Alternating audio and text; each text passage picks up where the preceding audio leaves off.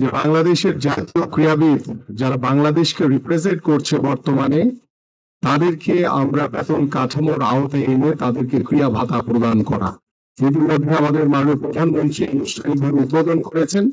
আমরা গতকালকে 129 জনকে দিয়েছি। আমরা এই কাঠামোটি হবে 500 জনের এবং আগামী 7 দিনের ভিতরে আমরা অন্যান্য সকল ইভেন্টের যারা জাতীয় খেলোয়াড় রয়েছেন তাদেরকে এই বেতন কাঠামোর আওতায় এনে তাদেরকেও ক্রিয়া ভাতা প্রদান করা শুরু করবো ইনশাল্লাহ আমরা খুব তাড়াতাড়ি।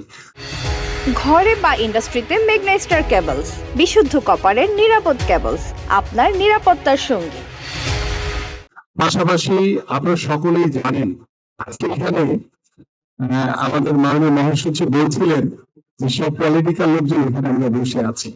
আমরা এই কথাটি বলার উদ্দেশ্য হচ্ছে শুধু মোহামেডান ক্লাব না, আমি এখানে আহ্বানী রয়েছে, আমরাও সেই আহ্বানী ক্লাবে গিয়ে আমরা এখানে দলের ঊর্ধ্বে গিয়ে রাজনীতির ঊর্ধ্বে গিয়ে আমরা খেলাধুলাকে প্রতিষ্ঠিত করতে চাই। আমরা চাই সেই আহ্বানী ক্লাবকে, সেই আহ্বানী ক্লাব যাতে আবার স্বরূপে ফিরে আসে। আমরা চাই অন্যান্য ক্লাবগুলো রয়েছে তারা যাতে স্বরূপে ফিরে আসে। আমরা চাই মোহামেডান এবং আহ্বানীর যে দৌরত্ব সেটা মাঠে থাকবে। HPL UPVC pipe and fittings, শক্ত, মজবুত ও দীর্ঘস্থায়ী, এক পাইপে জীবন পার।